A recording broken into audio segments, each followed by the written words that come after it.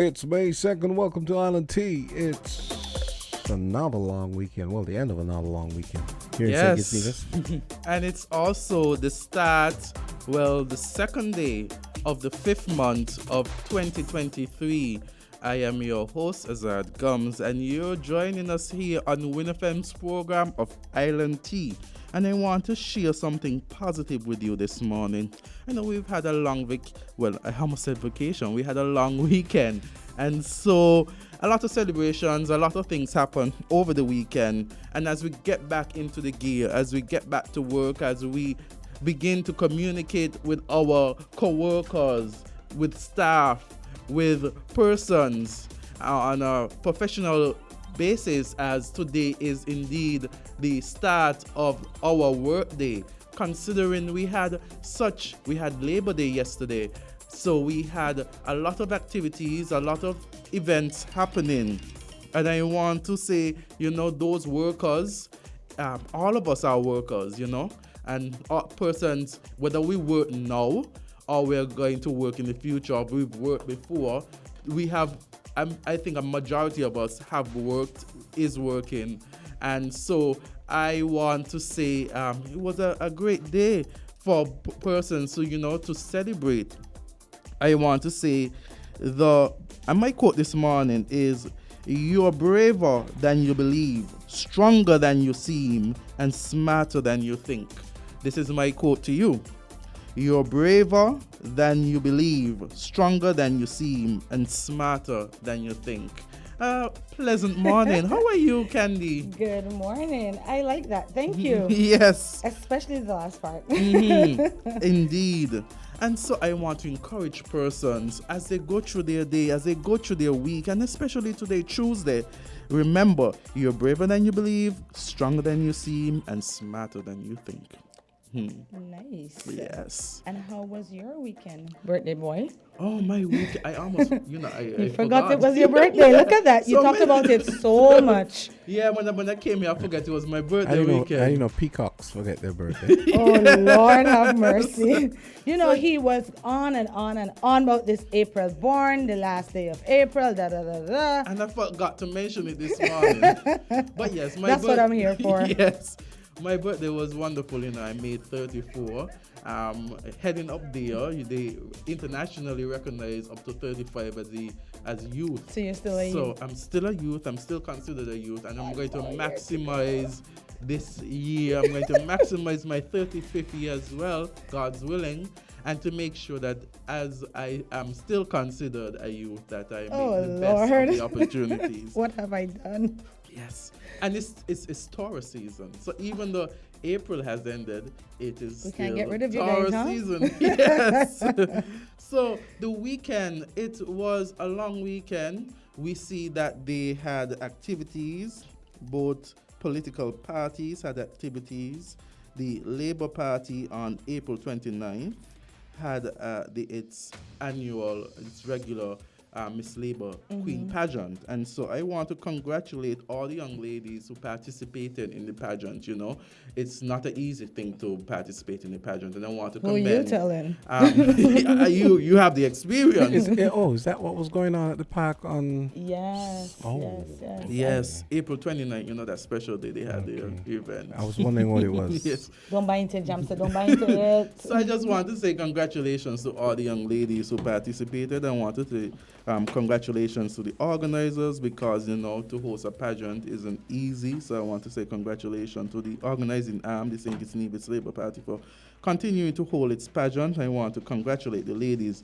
Constituency number 8. Yes. I am seeing Miss Cheyenne Johnson as the new Miss Labour Queen. Right. And she amassed a total of 840.5 points.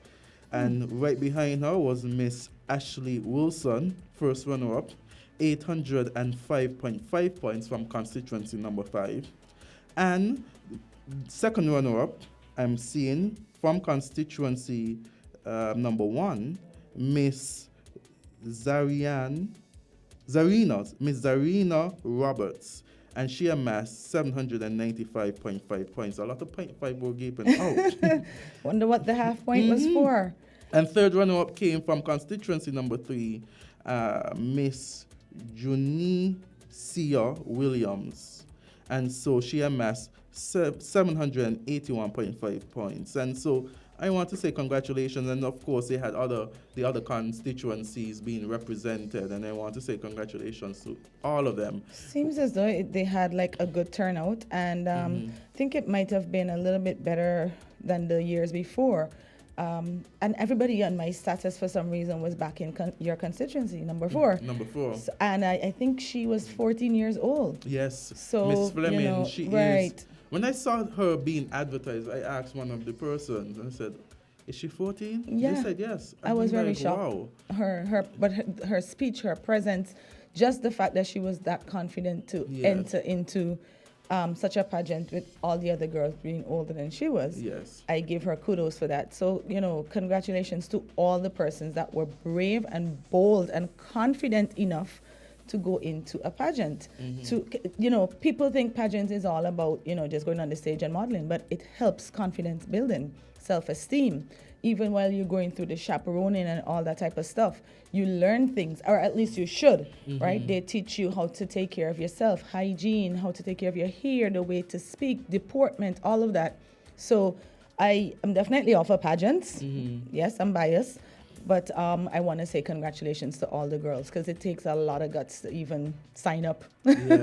So congratulations to the young ladies, congratulations to their chaperone, and congratulations to the organizing committee, that branch of the St. Kitts Nevis Labour Party, for continuing to organize the pageant. I'm sure it's not easy, but they continue to do that. We know that on May Day or Labor Day, the People's Action Movement had its annual May Fair activity up at PAM headquarters. And so... What does that consist of? Well, the People's Action Movement had breakfast, they had lunch, they had dinner.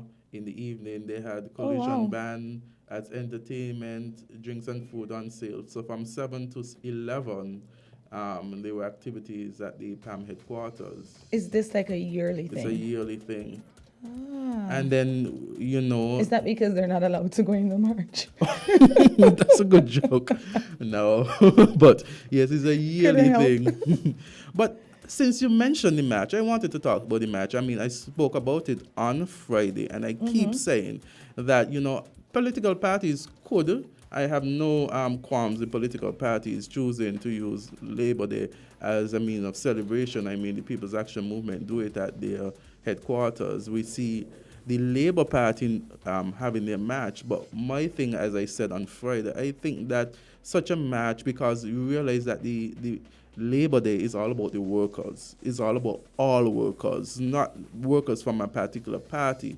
And so I think that the Ministry of Labour should have been instrumental in conjunction with the St. Kitts Labour Trade and Labour Union. Trade and Labour Union. I really did not see that much of a presence of the trade union, and I think like something like that should be objective. It shouldn't be a party thing. And I said to myself when I looked at the live, the match didn't garner the support that it once did. So I heard, like for me, I wanted to go out just to view it, but the sun was ridiculous yesterday, and I'm like, okay, I'll just check out other person's stats or live or whatever. But it seemed a bit smaller than the regular march. Yeah, and then I saw some young ladies parading as cheerleaders, and all I could think about is, oh my God, look at these children having to march in this heat wave. And so my hat went out to those young children, because they were children marching. And then I saw that they had a troop where young ladies were really in these somewhat juve troop. And again, I think focus is placed on it, at least for me, is because we don't have an independent celebration. And so the Labour Party is in government. The Labour Party is in government. And so I think the onus should be on the party in government. And don't tell me that this is how it's been before and stuff like that, because that's why we need change, and that's why we ought to change as we develop. I think, again, an objective standpoint would be to have the Ministry of Labour and to have the trade unions come together.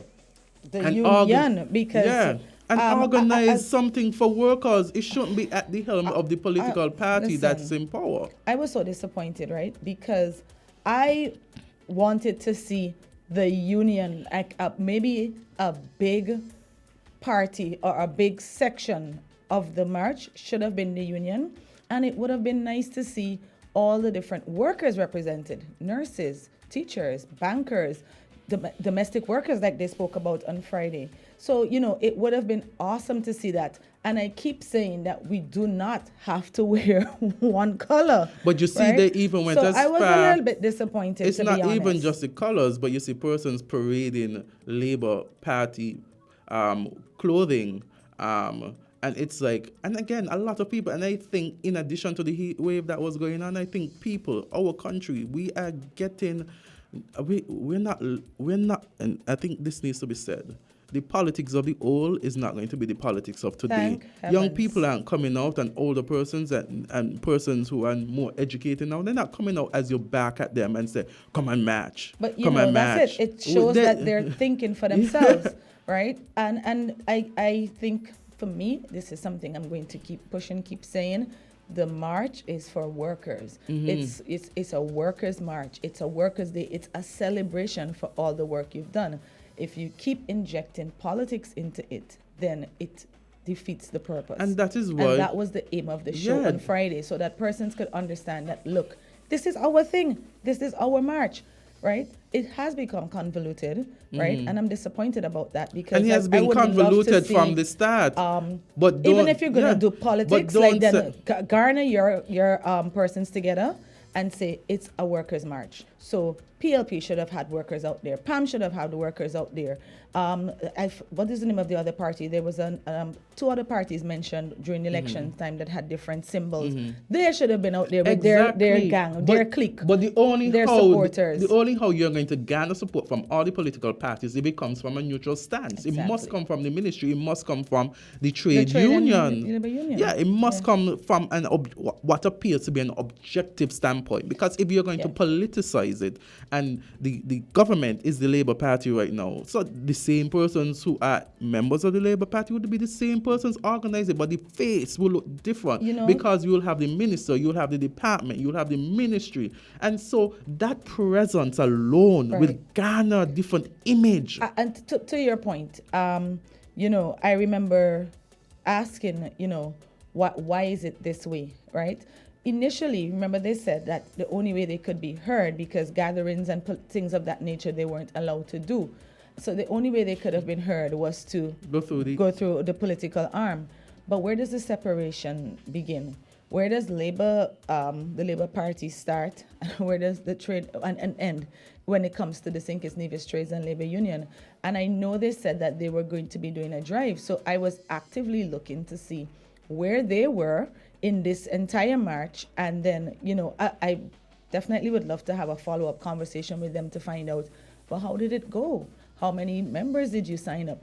Because if you're going to make it to the point where if I come out and march, I'm considered to be voting for a political party, then you're going to have persons not wanting to do that. I personally think who you vote for is nobody's business, right? Especially where St. Kitts is concerned. You're victimized because of who you back or who you vote for. And I've gone through seasons of people thinking I'm one thing or the other. I personally don't care, because for me, I've always been neutral. If you're doing nonsense, I'm going to speak out about it. But, in the U.S., you're Democrat, you're Republican. It doesn't come down to if you're voting Democrat, I'm sending you home. I mean, of course, there can, be instances of it. But politics should not take such a strong hold. It shouldn't have you by the throat to the point where you can't speak out or you can't go and march for your rights. Exactly. I'm a worker. I want to go out and say, look, I'm a worker. I'm proud of what I'm doing. I am proud of all my accomplishments and bring my fellow worker with me. But you see in St. Kitts and Nevis, and I'm glad you touched victimization, because we've seen it where if your party isn't in, you become what I like to call an enemy of the state. And if you speak out against administration, because you just feel as though better can be done, there's this assumption that you are now an enemy, and no one wants to speak up out against an administration. And if you muffle the voice of those who want to speak out, then you create not a democratic state. You create a state that is authoritarian, and a state in which our voices, the voice of someone out there, cannot be heard. But how do we learn? We learn by getting feedback. We learn from criticism. I've always learned about, the language. When somebody has made like a presentation or they're doing something, you come and you said, hey, you know what? Good effort.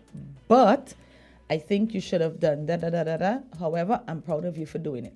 So that's how you learn, by feedback. So what if people are talking out? So what if people are making noise? That is where you should pull your advice from.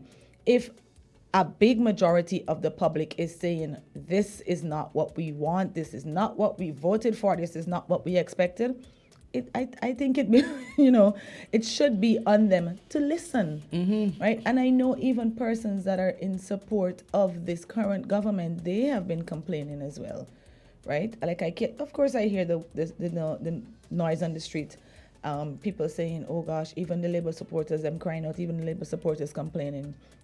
I think that was even highlighted in the play that Tasha did, Oh Me Handbag, right? So, and that play, I loved it because it was a play, but almost like what Calypso represents, satire. Like it's a commentary on events that are happening in the country. And I thought that everyone could have related to that play because after the elections, they showed you the PLP person was complaining, the PAM person was complaining, the Labour person was complaining, and then this guy, I think he used to be called SMI, I can't remember his current name, Adrian Black or something like that. He did a really nice poem, like a very nice spoken word piece, where it culminated all the different sectors of society and all the different political parties, and everybody was complaining. Everybody can't be complaining, right? So and the thing about need it, to look what into I've that. seen, a lot of Labour Party supporters, they do complain, but they are afraid to even bring their complaints to the persons they voted for because they feel as though they too will be, I don't want to say victimized, but they won't be seen favorably. You understand? But also, they don't understand that they're the employer, not the employee. Exactly. These people work for them, work for us. Even if we didn't vote for you, you work for us. So you become the leaders. The Prime Minister of St. Kitts and Nevis is the Prime Minister of every citizen, and should be. And the leaders, the ministers are the ministers within the different departments. They represent all citizens. They shouldn't just represent a cross section of citizens. But what I have felt is that Prime Minister, that is my minister. What I have felt is that it is that they and I really thought that this administration, I would have felt a difference from them. But what I am still feeling is that they're only the administration for those they perceive voted for them and supported them. I have a question. Can we still term it as a settling in phase, or because I know like when we had a conversation with Chesley, when Chesley was here, he's like, oh, it's only been 7 months, give them a chance. But how long is a settling in phase for? Like, how long does it last? When do we say, okay, you've been here now, this is what we're expecting, right? Because I think they've done a good amount of work, especially where legislation is concerned. But now for me, it's the enactment. It's holding them to what they said. It's holding them to the legislation that they passed. So when do we say, okay, you've moved in, you're settled, this is your new portfolio, we're judging you, we're taking marks now, we're giving you scores now. Like when does that occur? Because in terms of politics, I mean, and I'm asking you because I know that is your thing, but how long does the settling in stage last? Well, not having been in power ever before on the ballot, I say this from an inexperience. I'm just someone who's outside looking Observer, in, an observer. But I would say it has been some time, and I think that people should be treated based on how they work, based on how the value they bring. I don't think that people should be treated by the political party that they support. I think that when a new administration comes in, and they should give everyone a clean slate. See how the individual is working. If the individual is working well, regardless of their political affiliation, I think that if they could objectively see, okay, this was the individual who you could see, even sometimes they may be able to even bring that person in their favor. But again, certain positions would take some changing. But all I'm saying is that there should not be a feeling that atmosphere that is you against them. We have a caller. Caller, you're live on Island T. Okay, we missed that caller. Caller, we encourage you to call back. We want to hear your voice. Hello, good day, good morning. Hello. Hello. Hi, good morning. How did I know it was going to be you, Mr. McMahon? Good morning. Okay. Morning. That was an interesting take that we haven't settled in as yet. Okay, and how long would it take?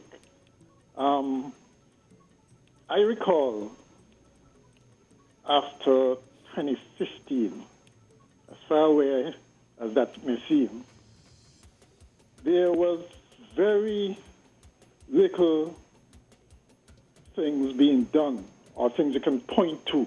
Not that there was none, but there was very little that you could point to that would say that the new administration had been actually working for the people. I think most of the major things happened after about the second or third year. All right? Not saying that this government will have the luxury of the same. Or that's the standard. Or that's the standard. That should not be the standard, as a matter of fact. I really feel that from day one, it should be clear that the people we ask to represent us should have our interests at heart and be able to identify with struggles and so on that are out there. All right? One of the disappointing things I saw in the march were placards basically telling people who have, call them grievances or concerns or whatever, to just hush. I saw that as well. I saw that. Hello? I saw that as well. That was the placards as well, yes. Yes, I don't think that's the way to win friends and influence people at all. Okay? They should be listening to people's concerns, whether they think these are biased or not. At least listening to people's concerns with a view towards addressing them. And so I hope that we're not going to, because I've noticed that creeping in as well, that we're not going to go down the road of our leaders being combative, and as you mentioned, have this us against them approach. Mr. McMahon, right? You know what? I think this shouting, and then at the political meetings, there's a shouting at persons in the crowd. I don't know if it's something that the persons in the crowd like, but I find this shouting and this getting on. Are you talking to people who, I just found it kind of degrading. And then, as you said, the placards telling people hush. Imagine you're in a march for workers' rights, organized by the St. Kitts Nevis Labour Party, who's also in government, whose ministers who are also workers, because they're working for us. And the leader of the Labour Party is the Prime Minister. The representative for constituency number 2 is the Minister of Labour. And so imagine when you see supporters of that same party saying hush, and you see the ministers and the leaders within that party having that rhetoric. What are you saying to workers out there? That their cries should be silenced, and that we support the silencing of these cries? Worse than that, it resembles what used to happen in the administration just gone by. That same kind of dismissive, combative approach, my way or the highway. I don't think that would go down well with, well, certainly not in 2023 and beyond. You know, I agree. And so I'm hoping that there would be some reassessment, introspection, whatever you want to call it. I looked at the match. You know, I don't know. I wasn't particularly impressed. And I hope that some kind of postmortem is done as to why this match turned out as it did, okay, because I'm sure there are some lessons that can be learned, and it is, after all, just 8 months. There's quite a bit of time yet to do some soul searching and make the necessary adjustments, but there are definite lessons to be learned from that match. And you know, you can even though yes, it was,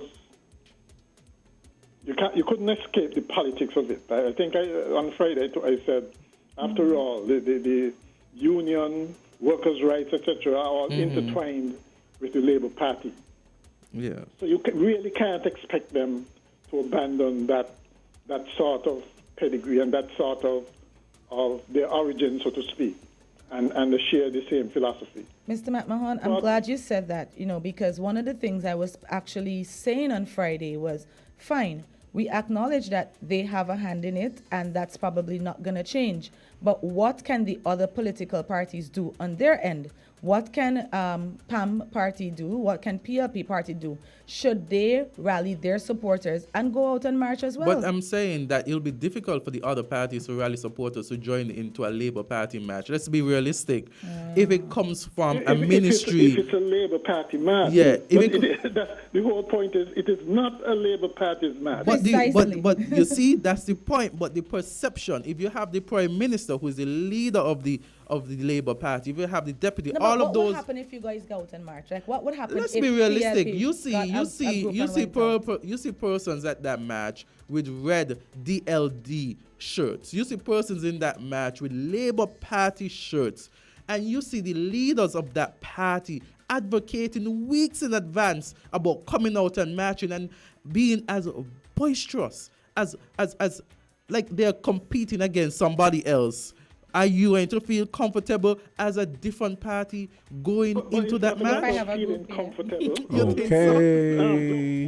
I'm gonna have to cut in here. Okay, we seem to be out of time. Yeah, Yes, we have skeleton next. So, but you can feel free to call back. This has been a very interesting discussion. Yes, it has been. Okay, Thank you so much. It's 8:31. We've like Azard said, we've got skeleton coming up next. Yeah.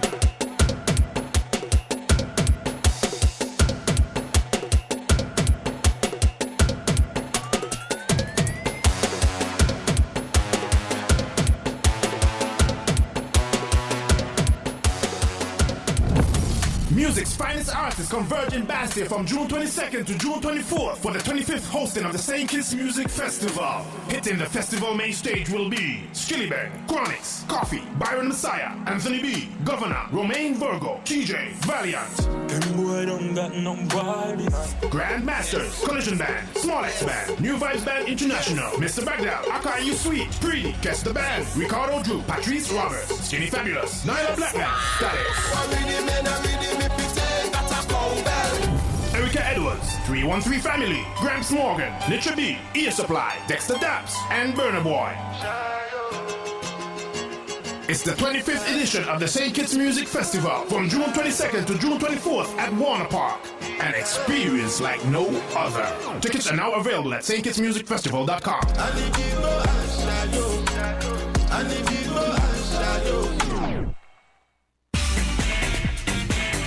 Found the sound 98.9. Maybe it's the way the brilliant gold liquid reflects our sunshine, or how the bright blue of its label mirrors the clear Caribbean skies overhead. Maybe it's the fresh, crisp taste of this beastly cold beer on a scorching hot day. Maybe it's even the way it brings us all together. But one thing is for sure, Carib is very much a part of who we are wherever we're from in the Caribbean.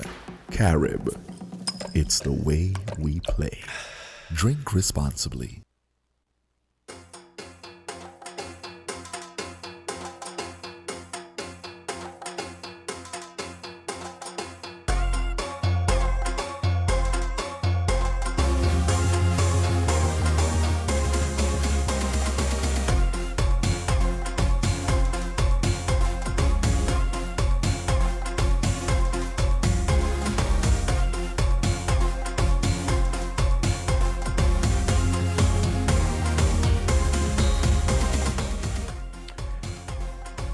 It's 8:33, and we've got a representative from Skellig.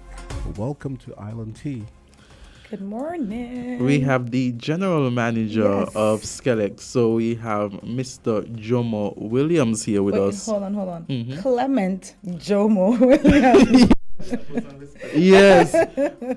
Actually, I We've think known him as Jomo forever, right? I think Jomo makes the circulation more than Clement. Yes, it's true. It's Yes. true. Because it's like, I've known him forever as Jomo because we went to school around the Yes. same time. And I'm like, when I finally sit down, I'm like, it was Clement all the time. Exactly. So Good let's morning. How are you? welcome Mr. Clement Williams. Good morning, everyone, and thank you guys for having me here today. So tell us why you're with us today. I mean, we're happy for the company, but tell Yes. us why. And we know that you guys have had quite the action last week with so many displays of what we should be doing to keep the skeleton workers safe and to, because you Setting guys... that standard, occupational hazard and security, right? Exactly. And safety.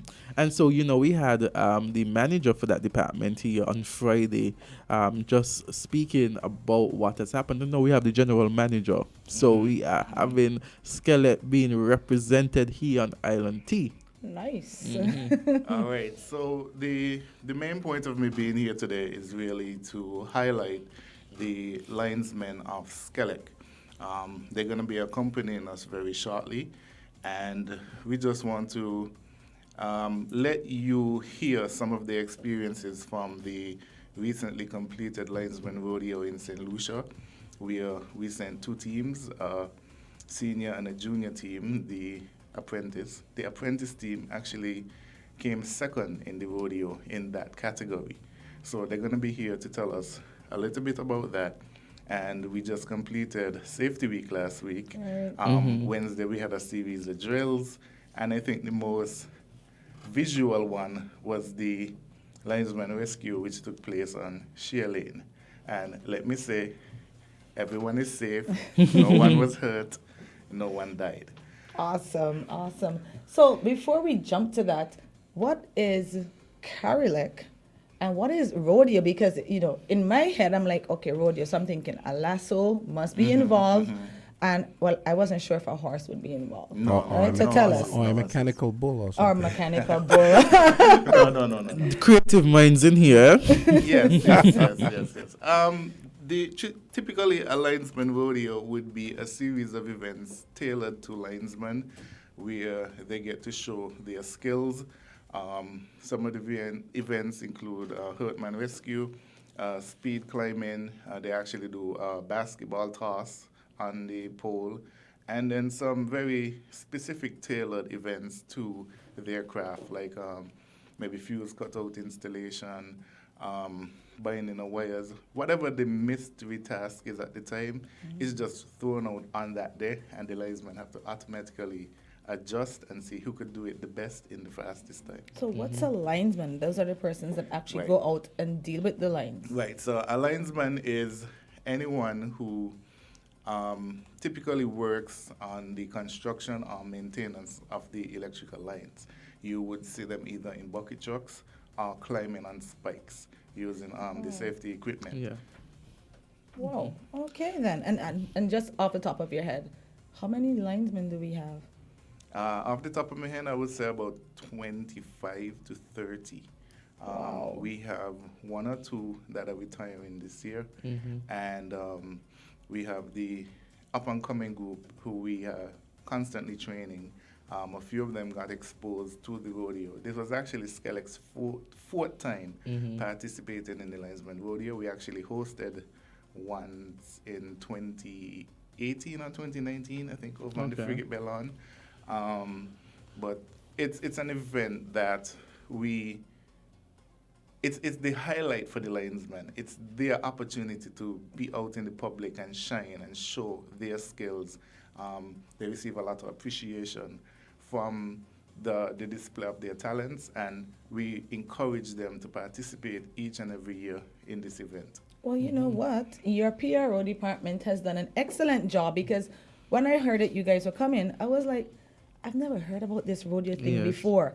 So the question I was going to ask is, have we done this before? Have we participated? And you said fourth year. Fourth year. So I'm like, well, this, in my head, I'm thinking, well, this PRO is doing its job. The marketing department is doing its job, because it was splashed all over social media and on person statuses and stuff like that. And I was like, what in the world is this? So kudos to your marketing department, your PRO department, because they are now making us aware of what's actually happening at Skellec. So we're excited to speak to those lines. And I like the fact that Skellec has taken this, as you talk about marketing, this whole image. You have seen the change in the image of Skellec.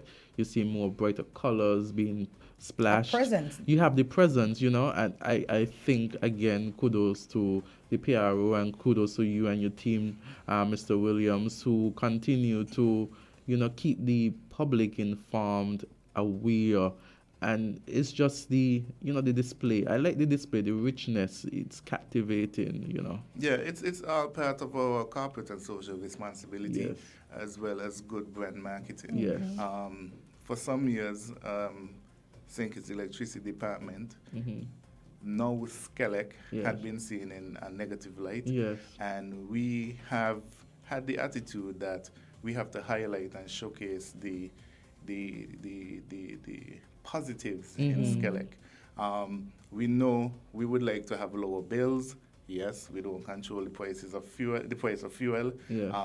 We are making the initiatives in investing in renewable energy to help bring that cost down. So all of this, the imaging, the marketing, the branding, is just part of a wider strategy by the board and the company to help propel Skellec to be the #1 utility in the Federation. It's working, because I remember, like, I even went into Skellec, right? Because I kept seeing this thing on my bill saying CR. I'm like, well, if it's CR, why is my bill still this? So I went and I was like, what's happening here? Explain this to me. And then it was because persons were complaining about, you know, fuel charge and saying, oh my God, it's still in the bill because the bill is this high. But you guys are showing it, but it's showing that you're not charged for it.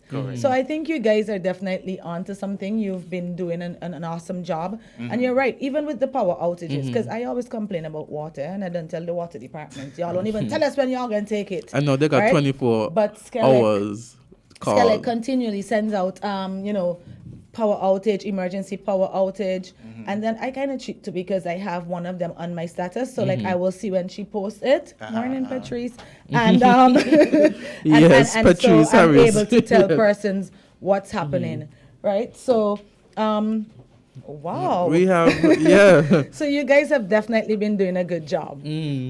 So we have a team of persons here from Skellec who have entered the building. Quite a lot of young men. Good morning, guys. It's a good look, you know. We speak about so many ills that, you know, men are doing in society, and you walk in with a group and you could see positive things already that, you know, that are being done. Good morning, everyone. Good morning. All right, so how are you guys doing? Good. So okay, so first off, so who was the guy on the pole that pretended to be dead? Because that person I have an Oscar for. So that would be Mr. Lake, right in the back. Okay. So let me just go ahead and introduce the team. So this guy right here next to me is Mr. Ricardo Gardner. He is the superintendent for the Planning and Development Department. Yes. And then we have with him 4 linesmen, and I'll let him introduce his team. Yes. All right, so good morning, everyone. Yeah. So we have Terrell Lake, that was the guy that was on the pole, that fake, actually, the electric shock. Uh-huh. And then next to him we have Yudel Henry, Jamari Williams, and Akeem Williams. Okay, then. Nice. Awesome. Participated on the rodeo. All right, then. And so who was the rodeo person? Everybody? Yeah. So all you guys went to, it was St. Lucia? St. Lucia. Oh, wow. So tell us a little bit, tell our audience, because everybody's curious. What was that like? Is this the first time all of you have gone? Or? Some. First time for some. So you're a veteran? All right, Something like then. that. So tell us about Participated it. in a few. So the rodeo is just based on more about safety and a lot of different practices in terms of like hotman rescue, like what we demonstrate, pole to bucket shot rescue. Then you got something like the speed climb, different. So see something work that we do in the company, same outside, just that we use different materials. They essentially and so just forth. turn it into an event. So I was explaining to them like the fuse cutout or Ice play and so. Wow. So Okay, then. let me ask you, how was your experience when you were up on the pole pretending to be electrocuted?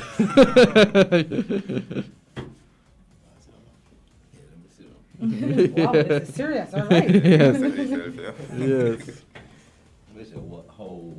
What How was the it? experience when you were on the pole, pretending to be electrocuted? You see the persons around you, their reactions, and so. What was going through your mind at that time? I had me eyes closed, so me see nothing. I hear, I was listening. Yeah. And I listened to, from me listening, my team reacted good, like. Yeah. And the R was fighting, but I didn't mean to fight them like that. But it was And good. So why were your eyes closed? Was that concentration? No, No, I didn't act faint. Yeah. Ah. Yeah. So let me. So and your team members, they didn't know that it was just. No. So you're the only person that knew?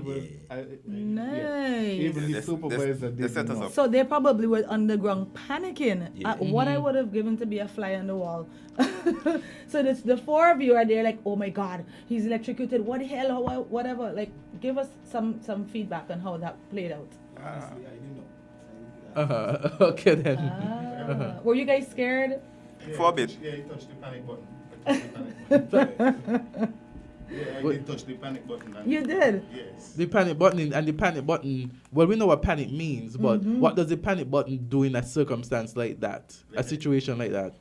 It make you react fast. So it alerts other workers that As something well. is happening. Yeah. Right. Okay, so, then. so that's where the training comes in. So we've been training them for these type of events over and over. And as part of Safety Week, we were like, okay, let's throw this one out there and see how they react.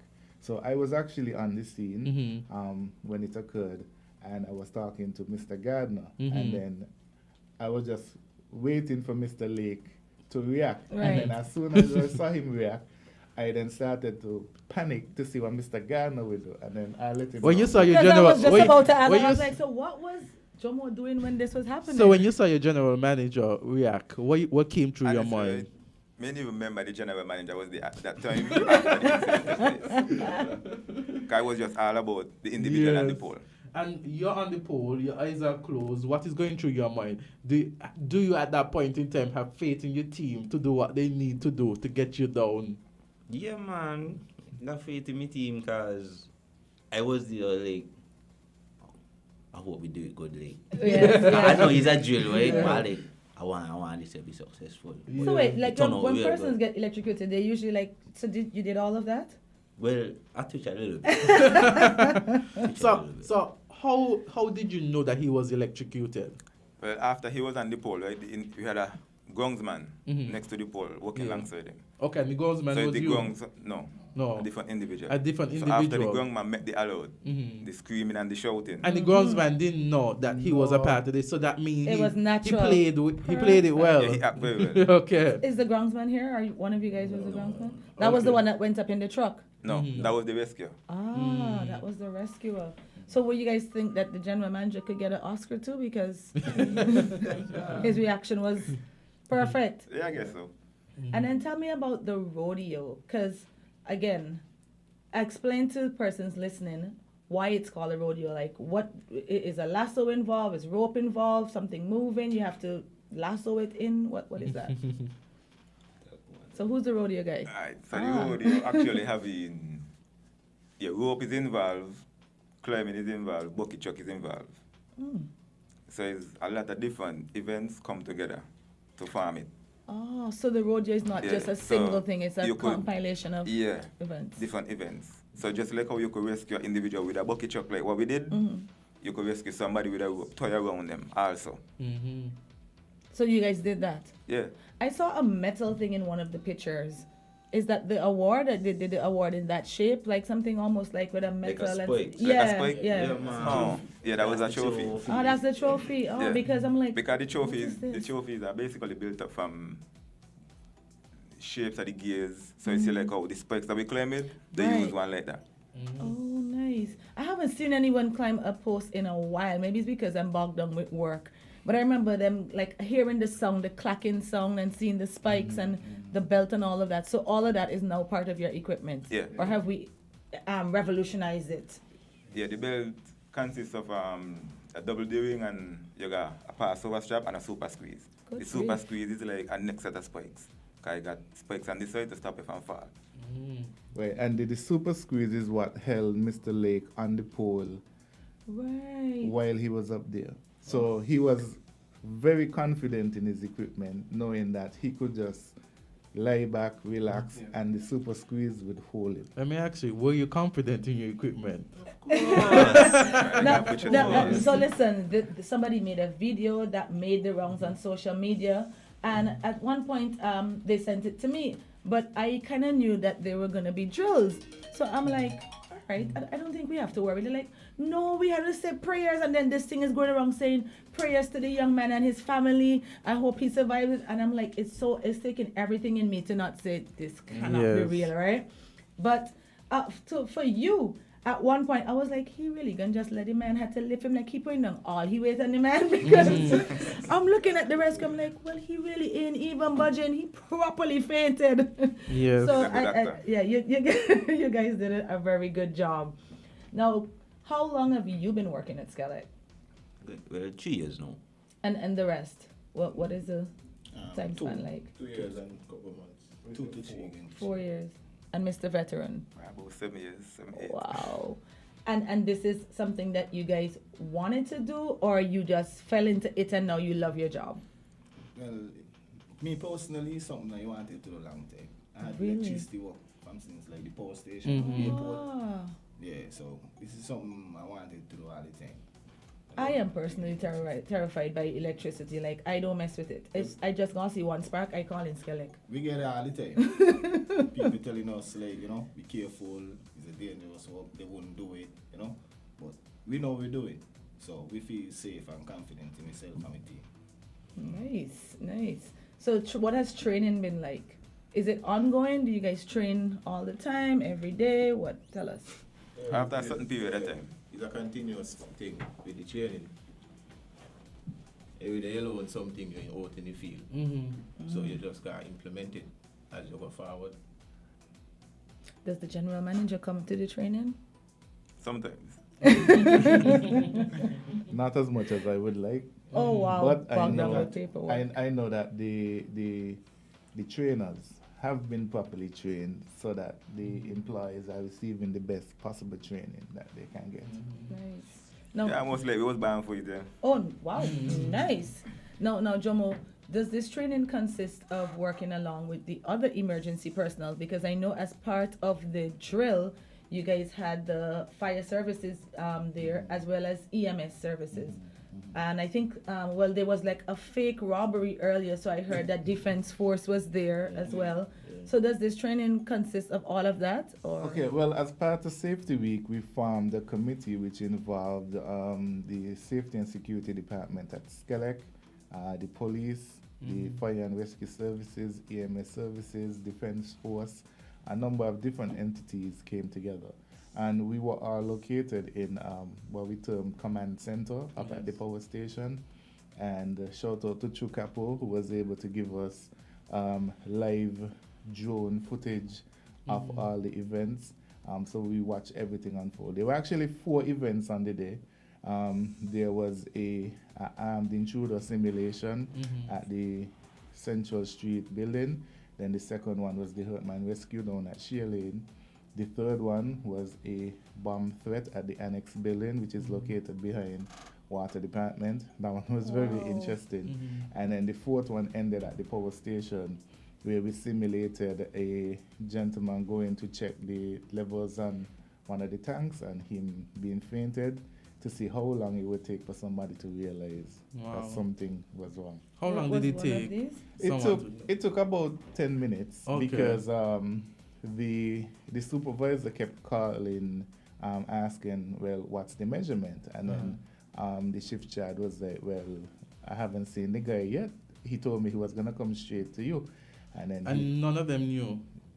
Well, the supervisor knew, but not the shift charge. Okay, then. So then what he did, he then started to make his checks, all the possible places he would be, and then he ended up on the tank where he found the individual, and then the whole rescue scenario took place. So we have 2 fainters.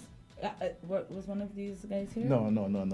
My question to you, for there might be someone who might have been traumatized by the whole enactment. Is Skeleton doing anything for persons who might have seen and maybe have fears or you get what I'm saying? Some people, when they see somebody think they might be traumatized. Listen, hopefully this interview allays it. You see, part of the idea of having the drills is actually to sensitize the public as well to the dangers or the hazards. We like to call them hazards. Hazards, not dangers. The hazards that exist in our industry. The Hurtman Rescue, when they initially were planning it, I told them, no, I want it to be in the center of town. I want everybody to be able to see it. I don't want this happening in some isolated place somewhere. I want the guys to get the recognition that they deserve. So it did create that effect. I know Mr. Lake is trending on social media. And shout out to Dion Walters, that's the superintendent who came to rescue him. He is similar, like Mr. Gardner, would have participated in multiple rodeos, and he is one of the trainers as well. So it was good to see him react and come to Mr. Lake's aid and rescue him, textbook style. Nice. Awesome. So in my head, you had a bomb scare, and it was at the Annex. So what was that like? Because you said that one was interesting. So now I'm curious. Okay, interesting in the sense that this is something that we wouldn't normally expect to hear in our society, but it's something that actually is possible. So to see the police at work investigating the suspicious package, ordering evacuation of the area, it exposed a lot of flaws in some of the neighboring companies' evacuation plans, because when that drill was envisioned, we focused on one area. The police came and said, because of the situation, I have to expand this an additional 300 feet, which then took other buildings that we weren't even thinking about into consideration. And they had an opportunity to test their evacuation plan. Some were positive, some were negative, but the negative only gives the opportunity to train, retrain, and improve. Right, correct it. Yes. Wow. Well, so guys, I had an exciting morning. we have 3 minutes before our next guest comes and before we have the weekly dose. So just 1 minute. Could you guys give any final words that you want to give on this morning's program? Well, silence. He's like, what do I touch? What do I touch? Silence on radio, you don't do that. First of all, as general manager, I would just like to say thanks to all the employees of Skelec, including the guys here right now, for going out and representing us at the Linesman Rodeo in St. Lucia. Rodeo has been one of my passions, which is why I fought to get it here in St. Kitts, I think back in 2018. And it will continue to be one of the events that is highlighted on the Skelec calendar. So nice. Who's hosting it next year? Not sure. I'm not sure. I think the year before was St. Vincent or Barbados. No, St. Vincent. St. Vincent, yeah. Oh, interesting. Okay then. Nice. So- Would you guys recommend this job to your friends? Like, if somebody wanted to come work at Skellig, would you be like, well, let me tell you, our department is like the best department to come to, the rest of them boring? I would say that. So we want to thank all of you for coming here this morning and being here with us and being able to speak about your experience to the wider St. Kitts and Nevis, and of course those regionally or internationally as well, because radio travels, persons could listen, and we're on the social media platform, and so persons from different areas could listen in as well, and after the show has aired, even go and see what's happening. Yeah, so. the linesman fraternity is a big fraternity. I know they are part of WhatsApp groups with their fellow linesmen in the different utilities. They share their experiences. Awesome. They make recommendations on equipment and everything. So you are indeed correct. Nice. Awesome. I want to say thank you for coming in and for the work that you guys have been doing in terms of sensitizing the public and protecting us. Just being there, because back in the day, like Jomo rightly said, the electricity company was just not really viewed positively. But so far, you guys have been doing an excellent job. Thank you for the notifications, for the dedication, and for the training. And thank you for highlighting occupational hazard and safety, because it is an important part of everyone's job, and it's something that we need to promote more in St. Kitts. So thank you so much for that. So thank you, guys. We're going to now segue into our next segment, yes, with the weekly dose by Dr. Natalie Osborne. Have an awesome week, guys. Thanks a lot for coming in. No problem.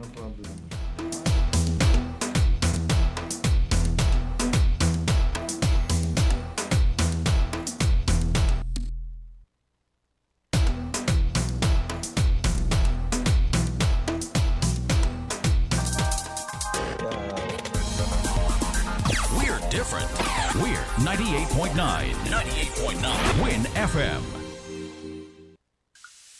Strapped for cash? Get Instacash. Payday late? Get Instacash. Have items new or used you don't need? Get cash for them at Instacash. We buy and sell quality new and used tools, electronics, jewelry, household items, and more. If you're strapped for cash, think Instacash. Sell an item for cash or buy an item. Ask about the convenient Instacash layaway plans and buyback options. Instacash is same-day cash, no credit checks, and guaranteed privacy. Get cash for your goods. Visit Instacash across from Caribbean Lotto in the Hosswoods Complex or call 465-0222 and 669-8390. You think you could pull up next to me in any Nissan, Mazda, or Toyota? Boy, please, I need a Honda man. Give your car some TLC with CNC Auto Services Limited, located on the Bay Road by Steer. We're your local agents for genuine Honda parts. Plus, we've got some sweet deals happening right now on suspension and brake parts, ignition coils, coolants, oils, and filters, with tires priced at $188. We've also got car batteries at the crazy low price of $345. So don't wait until your car is in dire need. Stop at CNC Auto Services and Honda today. Telephone 465-9317. For some speedy service and some unbeatable prices, your ride will thank you. So check out how we rolling. So check out how we rolling. So check out how we rolling. She said she want a man.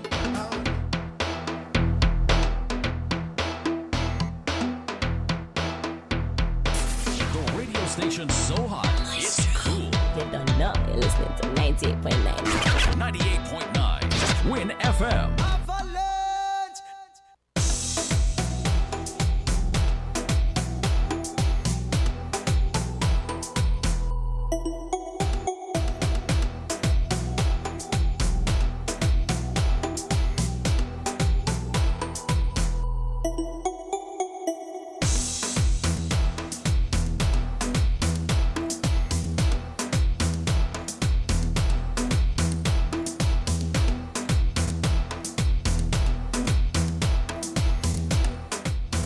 Well, it's time to have your weekly dose along with that tea.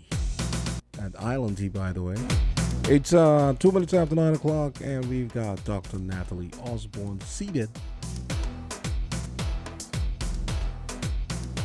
And it's all about weekly dose. Lovely today. Good morning. Hey, good morning. Good morning. We have Dr. Natalie Osborne. And I am loving this look. Good you morning. had a very nice weekend. I guess I did. I had a good weekend. Yes, Thank you for having me. I'm thinking pretty in pink. Yeah. Oh. Definitely living up to that. Yes. And I was a girl, I would always shy away from pink. Uh-huh. Yes. Oh, I love these tones. I love yes. it. No, as I've grown older, I've gotten more, Embrace softened. it some more. Embrace it more. Yes. Yes. That's good. And tell us, Dr. Osborne, what are we talking about today on the Weekly Dose? Yes, we're going to be talking about breast lumps. Oftentimes we speak of, when we refer to the breast, we speak mostly of breast cancer. But there are lots of different things that occurs in the breast that are not cancer. So we're going to be digging deeply and speaking a bit about lumps in the breast that are non-cancerous. And also, we often wait until October for Breast Cancer Awareness Month to emphasize on that. We've got to remember, too, that women are dealing with breast issues all day, every day, all 365 days of the I year. like how we switch the topic from yes. us to them. I heard that the women felt left out. So. Oh, wow. This is true. And, it's funny that you say breast cancer, because that's what when you walked in with pink, and I guess knowing you're a doctor, that was the first thing that popped into my head. And, hey, we're discussing breast lumps. Yes, breast lumps. So we know that breast lump can be a sign of cancer, but oftentimes we know most of the lumps in the breast are not cancerous, but however, the cancer is what gets highlighted as well. And we know that it is common. Also, men do have a breast tissue, so men won't be completely left out today. Yeah, so I men realize. can have some pathologies in the breast. And we know it happens associated with your hormonal changes over the years and stuff. And breast lump can develop at any age. So everybody would be included in this discussion today. Awesome. Oh man, we didn't get out of this one. So, Doc, what is a breast lump? How do I know it's not just like a passing thing and it's a lump I should be concerned about? Okay, well, we want to make sure we keep an eye or be concerned of everything that's a lump or anything abnormal in the breast. So a lump is either like a swelling or protuberance or bump in the breast that feels different from your normal breast tissue. And women should be familiar with their breast, so you know when something feels odd, something feels different, so you feel something like a mass or swelling or something that is out of place, and it doesn't feel like the other breast or even another area in that same breast. Wow. And is this common? How common is the breast lump? Extremely common from puberty, because most of these lumps and changes that are benign associated with your change in hormone, right up to the age of 80, and even more women can have lumps of different etiology or different causes in the breast. Wow. Like it takes me back to when you first start getting breasts. Because that area is usually very painful and sensitive, and it's like, what in God's name is happening to my body? So it's a little bit painful when you're now developing going through puberty. So how do I tell? Okay, so yeah, it's a lump, but should I be concerned? Are all of them cancerous? Should I just be like, it's a lump, I'll play around? But you alluded to during puberty, as a young girl starts developing, she gets the changes, the hormonal changes. You start seeing these little bumps on the chest. They start, the areola and the nipple starts developing and start protruding, and it can become a little bit painful. But usually those are symmetrical. So those are the changes during puberty. But breast lumps are common. We said that more than 80% of breast lumps are benign. When we say benign, we mean non-cancerous. Okay, and many women have them. They appear, as we said, at any age from puberty, because most of these lumps are associated with your hormones and your development. Wow. Some of these lumps can be caused by infection, trauma as well too. Oh my goodness. So what are some of the other reasons for changes? So women's breast goes through multiple changes. The breast tissue goes through changes during puberty as you start developing and becoming more into your womanhood, during pregnancy as well. Any women who is listening to us at this time know the changes that your body goes through during pregnancy. Also menopause, when you stop producing or your estrogen decreases and you're no longer in that fertile period as you get older.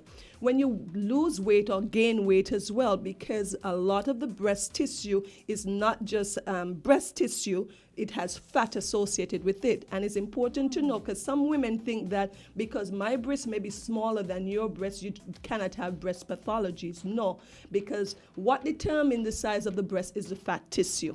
Okay, but most women have the same makeup or morphology of the breast tissue itself, okay, that creates these pathologies. So can you tell us about some of the most common breast lumps?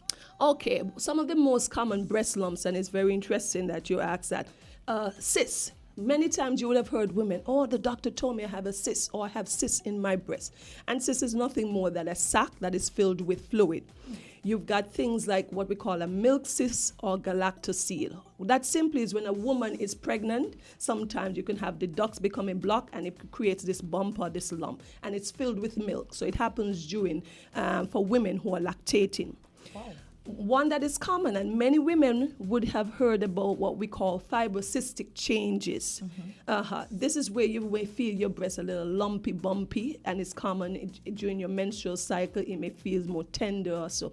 It is very common. Before time, they used to say fibrocystic disease, but it's no longer considered a disease. It just changes because it is seen in sometime over 50% of women in the community. I'm glad you said that, because when you were talking about the different lumps and the things that cause it, I was thinking, so can you tell the difference when you're having your period? Because, you know, like when you're menstruating, it's ridiculous. Yes. Other thing is what we like, a fibroadenoma. Sometimes you see these young girls, they come in and they have these lumps. We call them breast mouse. Why? Because they're very mobile and they're smooth, and these things are common in the younger age group, like from the age of 15 to 30. So this condition is called fibroadenoma. These are not cancerous lumps, but sometimes when a woman or a young girl has these lumps, the mother becomes concerned, she's concerned, okay? Wow. Other things is like another condition is called intraductal papilloma. You may have heard a female who said that she had blood coming from her breast or dark colored substance coming from her breast, and then later realized that it's an intraductal papilloma. This is nothing more than a little bump or lump or polyp that is inside the duct of the breast, right under the areola and nipple area. Wow. You could have lipoma. What is a lipoma? Like a a lump of fat in a sac. You can have those in the breast as well.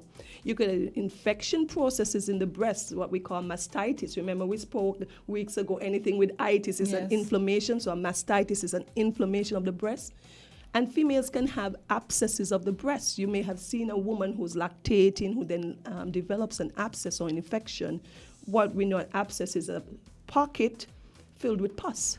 Wow. So these are lots of different conditions that occur in the breast that has nothing to do with breast cancer. Oh my goodness. I did not know all of these things existed, right? Like, because, you usually just describe what the problem is, but your doctor doesn't go to say, well, it is da-da-da-da-da, right? But no. Because so what my usually next physical, happens, my doctor is going to hate me. What happens that once the woman hears that it's non-cancerous, they kind of can't be bothered. Yes, and they become relaxed and comfortable, so they're not interested.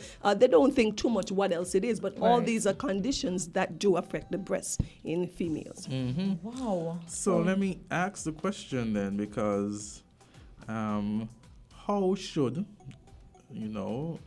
absence of these lumps and everything, how should a woman's breast feel? How should it feel to her? But happy you asked that. Azard, you should be able to tell me that. But we're talking about the professional in the house here now. So I'm grilling you off here. We want to know what is expected, or what should a woman expect when she is feeling her breast? Sometimes I'm sure the partner can be the one pointing out. That's why I said Azard may be able to Do you want to go check? Because I'm feeling something weird. But how should it really I'm feel? not taking the pressure off of Dr. Osborne. No, not at all. No, but that's good that you asked that. But breast tissue can vary in consistency. We know that throughout and throughout the age of a woman as well.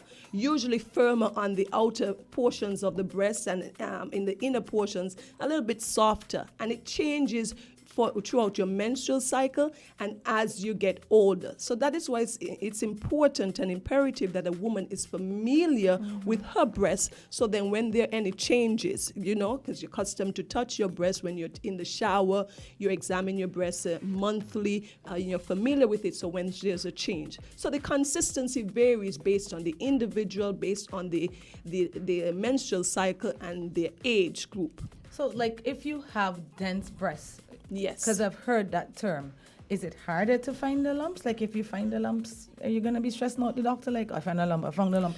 We speak of this dense breast because when a woman is younger, tend to have the breast because it's more breast tissue, all of that. But as a woman gets older, remember the breast is composed of different things, the fibroglandular tissues, you've got the ducts, you've got things like lobules, you have supportive tissues.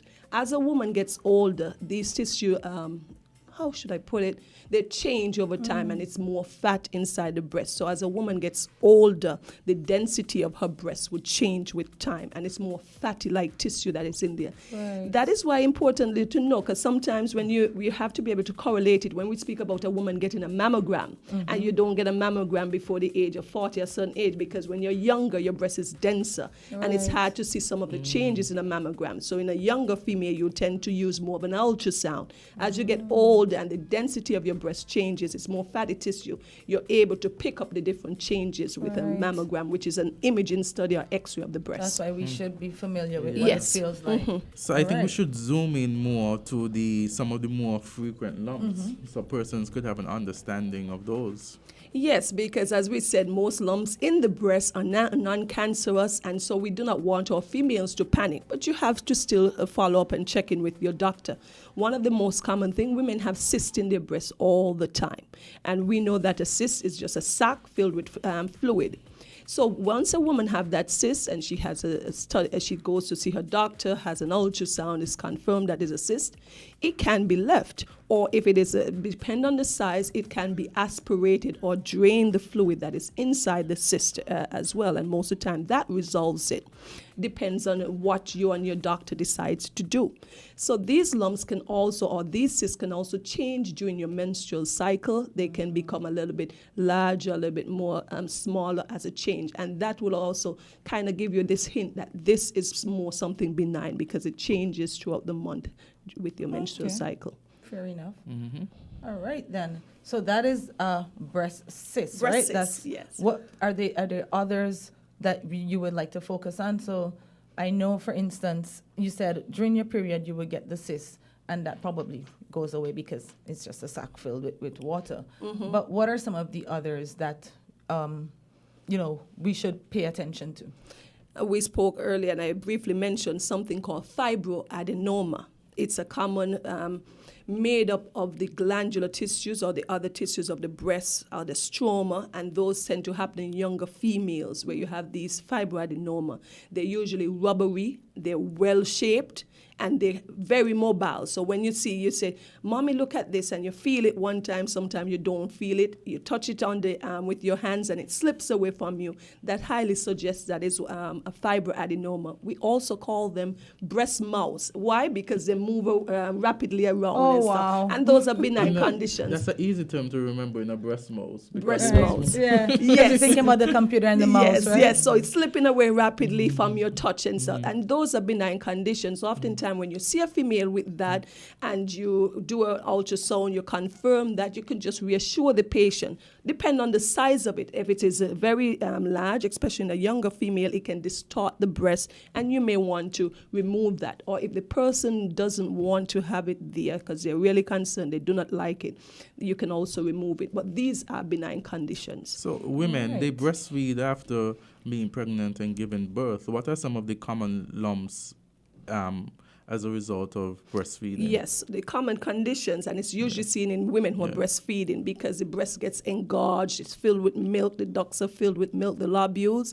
And if sometimes the woman do not pump the breast adequately or give suck to the infant or to the newborn, that breast becomes packed with that, or the milk is left there. And what can happen? If it gets blocked, it can then become infectious or then have a swelling, redness, warmth, what we call a mastitis or inflammation of the breast.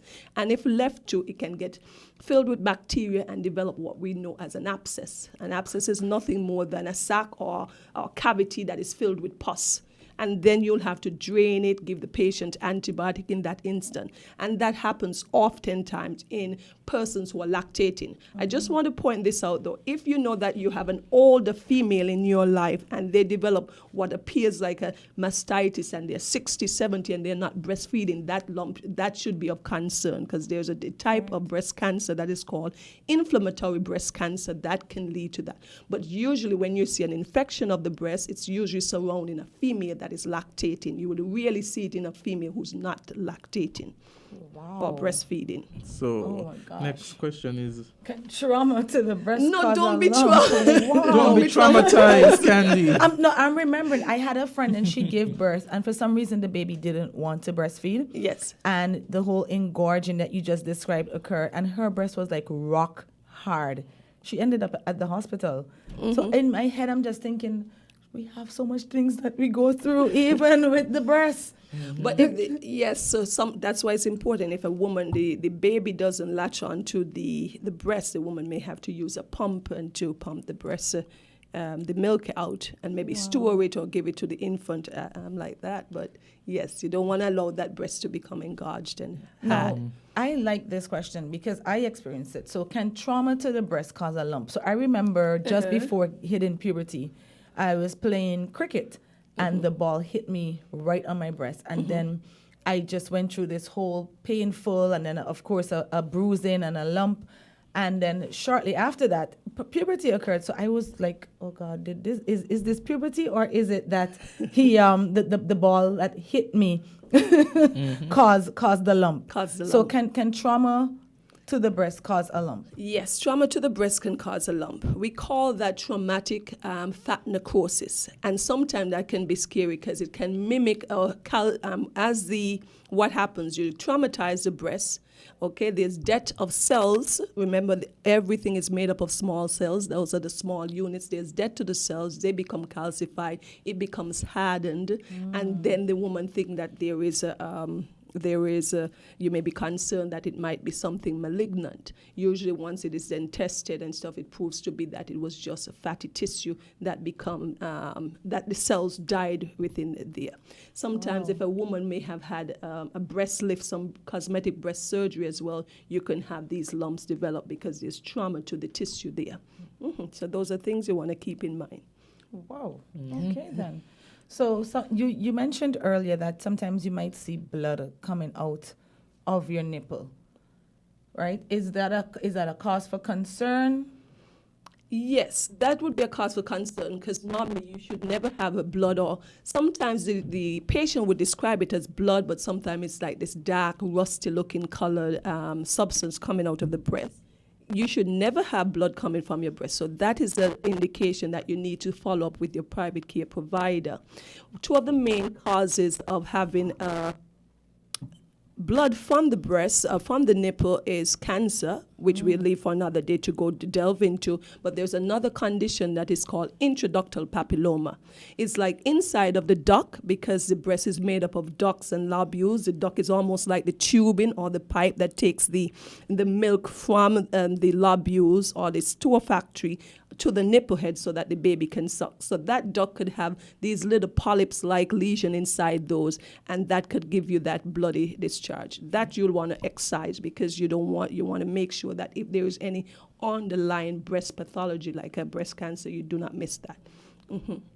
But so don't forget, bloody discharge or anything that is rusty or dark looking from the breast, that is not normal. You need to have it checked by your physician. Agreed.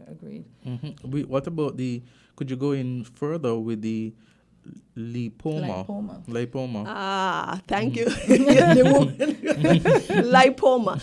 I bet, Azard, you would have heard of the lipoma because they happen anywhere in the body, and they can happen in the breast too. It's just like a lob or glob of fat covered in a thin capsule, like in a sack.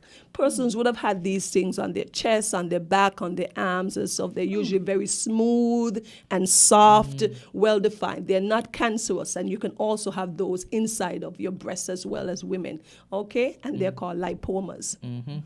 So now you talk about that because you venture into persons being able to have it. How when we talk about men and breast lump, because you said that men can develop breast lump as well. So could you go into that and tell us situations? Yes, they're rare conditions. We know that men do have breast tissue, not as much as a woman. But one of the most, the condition that affects men more frequently as they get older is something that we call gynecomastia. And I'm sure many of our listening audience would have heard of this or seen somebody. As a man gets older, his breasts are becoming more and more prominent. They become bigger, and he gets concerned about it. What is happening there? That is happening as a result of changes, hormonal changes. As a person gets older, the males, there's a decrease in your testosterone and an increase in your estrogen. Wow. And that estrogen helps produce that. And it's very the males may feel uncomfortable about it because they can't wear their tight shirt. If they go to the gym, they're uncomfortable taking off their shirt. So it happens as men get older. Oh, wow. So men do have breast lumps. Yeah, but remember she said really. Oh my goodness. So, they do not happen that often, but they do. He's like, remember she said rarely. So when should you see a doctor? Of course, you should see a doctor if you discover a new lump. You want to make sure that was never there. As we spoke about women, some women have a little bit more lumpy breasts. So they are bilaterally, both breasts have that lumpy sensation in there. That is normal. We said that is fibrocystic changes in the breast. But if you find a new lump, you want to make sure get that checked out. If there is any area of the breast that feels different than the other, you want to get that checked out. We also said that there's some cyst that changes during your menstrual cycle. If you have something that is there and when your menses passes that remains, you want to get that checked out as well too. And if you have a lump that you've noticed and your doctor told you it's something benign, probably a cyst, probably a fibroadenoma, but you realize it is getting bigger over time, you want to make sure and get that checked out. If you see changes in your skin, where your skin starts to become changed or puckery, like this is important, like the skin of an orange. You have that little lumpy, bumpy thing, that thing there. You want to make sure if you have that, we call it that orange peel appearance, like the skin of an orange, where the orange has multiple small little holes there puckering. Yes, that suggests that there's some kind of edema in the breast. That is not normal. If your nipples were normally pointed outward and you realize that they're retracting inward or they're becoming inverted, you want to make sure get that checked out. That is not normal. And we also said, of course, if you see any discharge from the nipple and that is dark, that is bloody in appearance, you want to ensure that you get that checked out with your physician. Wow. So how do you detect if it's a lump? Because remember we said it could be during menses, it could be puberty, it could be that your breast is dense. So what should you do if you detect a lump? So you want to see your physician, any of your healthcare provider, you want to see a surgeon, you want to see somebody who can look at breast health. And you would first likely get an ultrasound. You want to get an ultrasound to see if you're over the age of 40. You definitely need to get a mammogram, have your first baseline mammogram done there. And so you could try to decipher or come to a conclusion what this lump is. And once you've made that diagnosis, then between you and your physician, you want to make a decision as how you want to approach this. And based on what the lump is, your action would determine, the diagnosis would determine the action taken based on the lump. Wow. Because, and I'm glad you added that, because I'm thinking, when do you get a mammogram again? Like, what's the age group? What's the age so group? I'm so glad you touched and on I'm that. encouraging our women, because I'm seeing women who are in their 60s, 50s, and older who's never had a mammogram. You need to follow up with your private care physician and get a baseline mammogram. So then, as you get older and you continue to do your checks, you can always compare with the previous mammogram with the current mammogram as you try to decipher what are the changes that are going on in the breast. Exactly. So how are the lumps treated? So you've discovered this, you've gone to your physician, and it's a breast lump. How are they treated? Oh, the breast lumps are treated based on the diagnosis. If we know that the lump is, like for example, a cyst, we said that you can aspirate it. Some of them disappear on their own.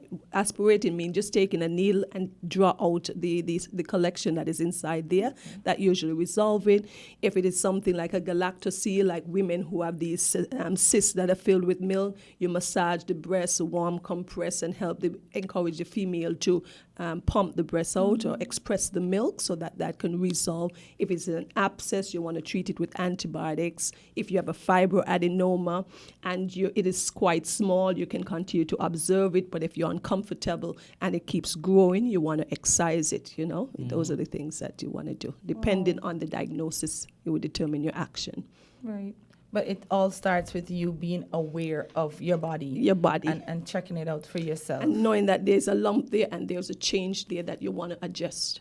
Okay, awesome. I think we had a lot of food for thought. I know. Lots of food for thought. I know it was quite dense, but you want to try to get as much information out there. Ultimately, though, you want to examine your breast, be familiar with your breast, and know if there are any changes in your breast, and seek medical assistance there to determine what that lump is, and then you go from there. Right. So every lump is not cancerous, guys. And most lumps aren't cancerous. Most lumps aren't cancerous. Right.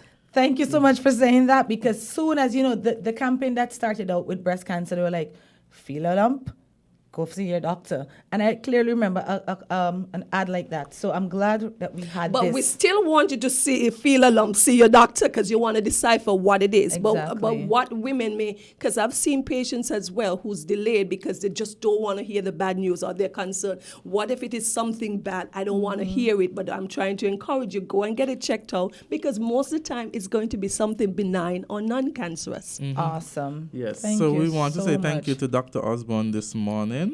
You could join us here with Dr. Osborne every Tuesday for your weekly dose. Thank you for having me. so much for this informative session. And I hope that the discussion is online so the audience can go over it sometimes if they didn't have a chance to, because it's quite a bit of information. We know that. Thank you so much. Thank you for having me. Have a great day, everyone. Yes. Same to you. Mm-hmm.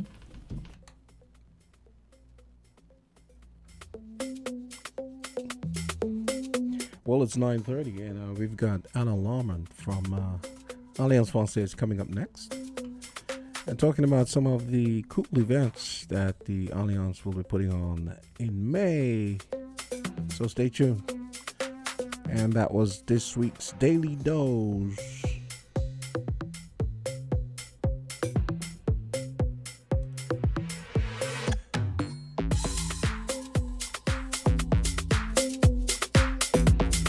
We're different.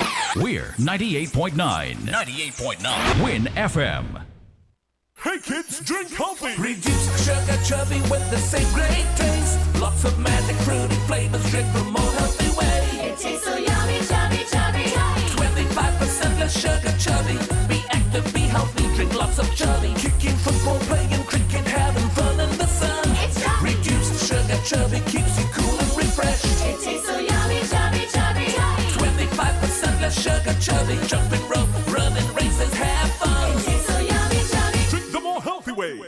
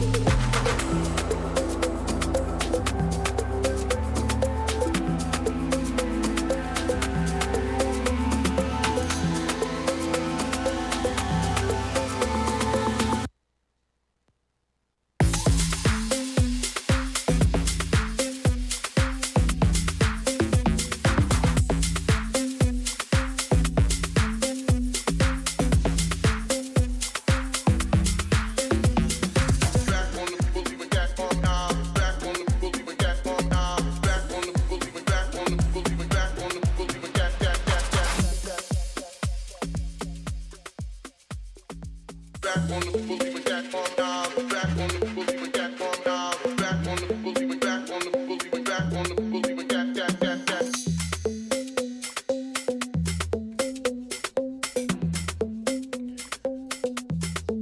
9:33. Our next segment, it's all about the Alliance Française and some of the activities for May 2023. We've got Anna Lawman, and she's a brand new volunteer with the Alliance Française, and she's going to tell us. I have to speak in here. She's going to tell us all about the activities coming up in May. Bonjour. Good morning, I think Anna. like that is as far as my French would take me in terms of pronunciation. I can read it. I will Bonjour. not attempt to speak it. Ça va? Oh, that's Spanish. Ça va? No. It's Yeah, French. si. It's French. Ça va? Oui, ça va, merci. Oui, ça va Alright. bien. Oh, no. I think I mixed it up. No. Bien is definitely Spanish. Okay. So we'll I switch don't back feel to that bad English. then. Yeah. We're going to switch back to English, okay? Oui. Oui.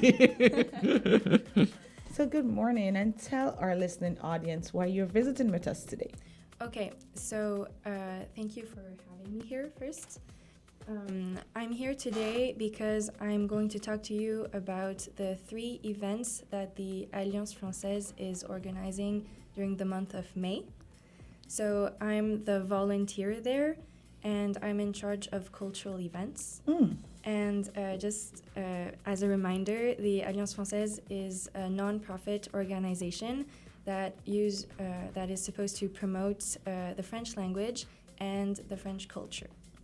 Wow, nice. So I know where you guys are located, and by the way, I just love the way you just said Alliance Française. Alliance Française. So tell us what's happening in May. Yes. Okay, so we have 3 different events. The first event that will happen in May is a macaroon baking workshop. So we're organizing this workshop at Sweet and Savory in Frigate Bay on the 6th of May. So as you may know, macaroons are a French buttercream filled cookie sandwich. You had me at macaroons. Yeah. Okay, so you know it. It's great. Yes. And they can be quite difficult to make at home by yourself. Yes. Yeah. So that's why we thought that a macaroon baking workshop could be a fun and useful activity. The workshop will be theoretical and practical, meaning that the chef at Sweet and Savory will teach the participants the recipe to make macaron, and they will also make macaron themselves. Right, and this is May 6th. So I am definitely interested. How do I participate? How do I sign up? Okay, so to apply, you have to contact me on WhatsApp. So my number is 669-6135. So you can just send me a text, or you can also send an email at culture.afskn@gmail.com. So if you forget these informations, you can always find them on our Facebook page on the post related to the event that you're interested in. Awesome. Nice. Sounds like a nice time. I know, and we get to eat the stuff after we've made it. So Exactly. Yes. Yeah. In total, you will make 12 macarons, and then you'll be able to take them back home with you. Oh, nice. So you can share them, Candy. I don't know about that Oh, part. So we have the macaroon making on the 6th of May. Yes. All right. What do we have coming up after that? We have a heritage hike.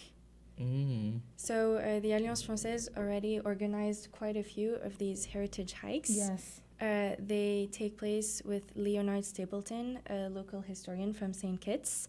The particularity of the heritage hike that we are organizing this month is that the place that will be visited will not be revealed to the public. It's going to be kept secret. Not even a little hint? Not even a little hint. I am thinking again, I just buzzing in my mind because it's the Alliance Française. Maybe some French history. Some French history. Yeah. Maybe. She's pretty good at keeping secrets, huh? Yes. Yeah, well. So how do you sign up for the hike? Okay, well, same thing. You contact me by WhatsApp or email, and I sign you up.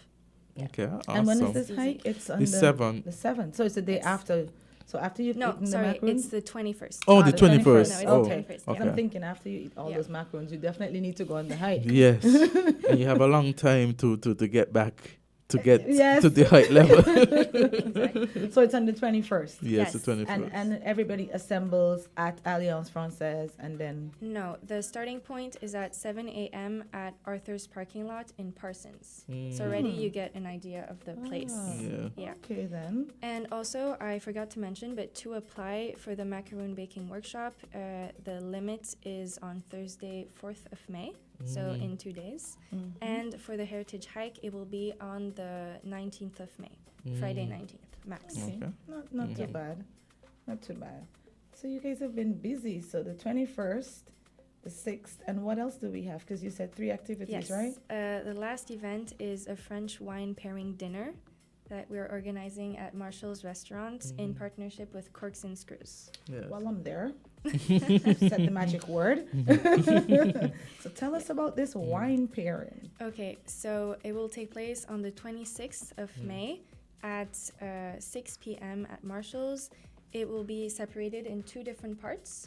One cocktail hour from 6 p.m. to 7 p.m. and then the meal divided in 3 courses. So 1 appetizer, 1 main course, and 1 dessert. All right. So now I know all of these activities must come with a cost attached. Are there registration Yes. fees? There are no registration fees, but if you are a member at the Alliance Française, you get a discount, a discounted rate. So, for example, for the macaron baking workshop, a member will have to pay 180 EC dollars, and a non-member will have to pay 200 EC dollars. Okay. For the heritage hike, it is 30 EC dollars for non-members and 25 EC dollars for members. Sorry. Children also get a discounted rate. They will pay 10 EC dollars for the hike. And for the French dinner, they will pay, members will pay 120 US dollars and non-members 130 US dollars. And for kids, there's a special kids menu at 30 US dollars. Oh, and this dinner is on the 27th? On the 26th, The exactly. 26th, at what time? At 6 p.m. Okay, then. You realize I'm making notes, right? I So I've realize. already planned out my entire May here. Yeah. Now, is this something you guys do annually, or is this just like Well, every year's different these events? are events that we try to do each year, especially the French wine pairing dinner and the hikes. The hikes, it's usually monthly, and the French wine pairing dinner could be every 6 months or every year. But for example, the macaroon baking workshop, it's the first time that we're having one. Okay, Right. awesome. I've done the wine pairing and enjoyed it thoroughly, actually. And I'm So- thinking all the cuisines will be French, of French culture. Exactly, yeah. The French dinner is, of course, inspired by French food, especially food from Provence, which is a region in the southeast of France that borders the Mediterranean Sea. So there, the food is really based on like really nice vegetables like zucchinis or eggplants, Right. tomatoes, olives, garlic, and different aromatic Very plants. rustic and organic type stuff. Yeah, exactly. Yeah. Right. So I've been A lot of watching fresh Emily in food. Paris. So yes. Now we have candy in Paris. I know. This is all very exciting to me. Like I said, I've done the wine pairing, but it was like wine and cheeses, and we did it Okay. at the center right in Greenland. Okay. So I'm thinking this one is at a restaurant, so it's been kicked up a notch. Yes. And is this now you're announcing it? So like I don't have to be breathless and rush to sign up, or you guys have already had persons signing up? Not for the French dinner yet, no applicants. But for example, the macaroon baking workshop has a capacity of 30 participants maximum. Yeah, that's why if you're interested in that particular event, you would need to sign up as soon as possible. All right. And tell us the ways to sign up again. Okay, so you contact me, Anna, on WhatsApp at 669-6135 or by email at culture.afskn@gmail.com. So that's culture. at AF, which is Alliance Française. Oh, so culture.af.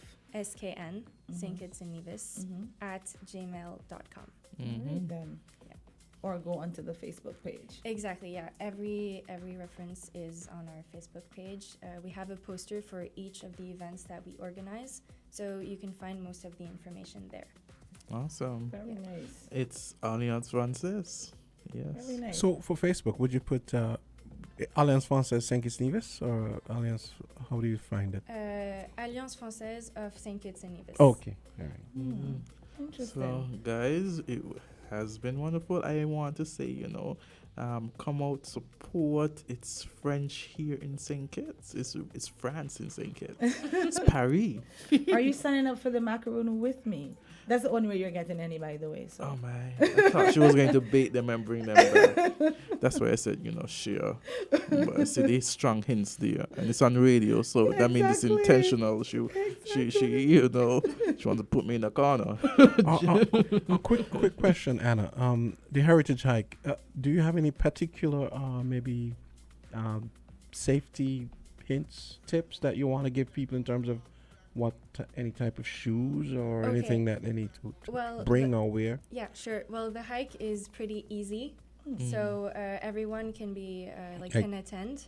There's no particular ability to have, and it's a pretty short walk too, so anyone should attend. And you can bring children. That look like Jamsa was asking questions to see how difficult it is, and what he needs to come to the hike. Because at the end of the day, when he said that it's short and it's easy, Jamsa's there 2 thumbs up. Oh, that's what's happening. Well, I'm intrigued. I think for me, I like the fact that you're not revealing where it's gonna end.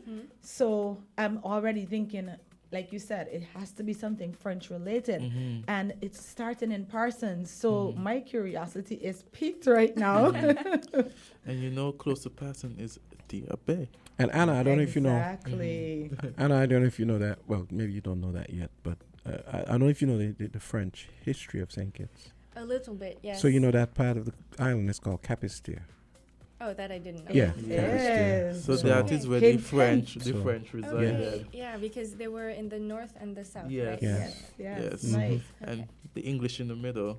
Yeah. Yes. So question, was this specifically designed to highlight, because I know you said it's your cultural week, so is it a blending of the St. Kitts and the French culture, and these activities were specifically designed for that purpose? I'm trying to get hints for the hike. Okay. That's all that's happening. No, there's no particular link between all of these 3 events. The hike, it was actually Leonard Stapleton's idea to make this like a kind of secret route, and it talks about French history, of course, but yeah, no particular link with food, for example.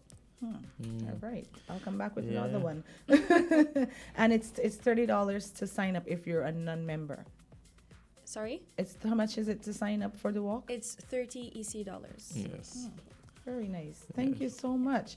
I feel so when I heard you guys were coming, I was like, is it Bastille Day already?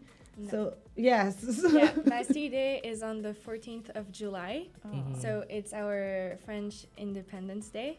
Yeah, we're starting slowly to organize it. We're trying to find places that could host the event. We would like to have a French buffet. Yeah, so that's what we're trying to do this year. Awesome. Oh, wow, nice. Sounds good. Interesting. And how long have you been a volunteer at Alliance Française? I arrived in St. Kitts at the end of February, so it's been 2 months. Hope you're enjoying St. Kitts. Yeah, I am. It's great. Great. It's Very a nice. wonderful place. What made you want to volunteer? I'm a student in France, and at the end of our studies, we usually have to do this 6-month internship or a professional experience. Yes. And I found an offer online to volunteer here, and I thought that it was it looked great, so Exactly. I applied. Yes. Well, I hope Well, that welcome. you continue to have a good stay here in St. Kitts and Nevis. The people are warm and friendly, and I'm sure you have experienced that already. Yeah, Yes. I have, Yes. No, it's great. Yes. Wow. Awesome. Okay then. Yeah. So we've been chatting with Alliance Française Yeah, I know. and their activities that are coming up for their cultural week, and it's basically an immersion into the French culture. Yeah. All right, so you get to bake macaroons. You're gonna go on a mystery heritage walk, hike, and then it all culminates on the 26th with a dinner at Marshall's. Yes. Which happens to be my birthday, by the way. Oh, wow. Really? So Jamster. Oh, I'm very private about my birthday. Really. This is So that's the the independence 26th. of Guyana. That's Guyana's Oh, really? independence. The 26th of I May? didn't know Yeah. that. Oh wow! 1966. So It you was- guys have Yeah. something. You guys have something that connects you. Yeah, Yeah. The 57 years, and we have an anniversary dinner, so I'm gonna give him a ticket for his birthday. Yeah. He's gonna have to buy it though. Yeah. So he has either to go to French What kind or of birthday Guyana. gift is it? I have to pay for France or Guyana. France or Guyana, Jamster. But I'm really intrigued by the. But you the- can't the stay in dinner. St. Kitts. He just got put out.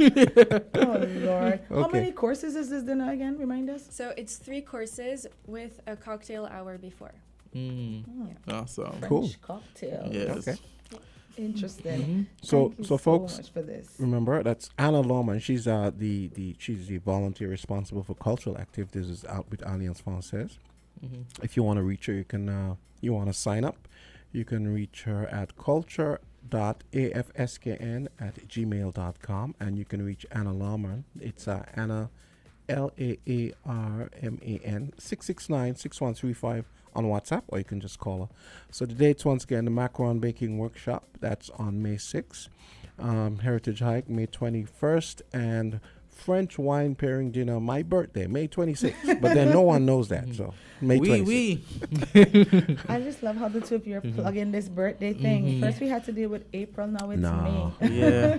And you know, Candy just missed talking about her birthday. Oh no, I celebrate all year round. I'm still accepting presents. I see. What are you talking about? So we're gonna take a short break and we'll get back to you Okay. to wind up And this Anna- morning's program. And Anna, welcome to St. Kitts Nevis, and Okay, thank you. and all the very much. best. Yes, You're welcome. thank you. Okay. Yes, awesome.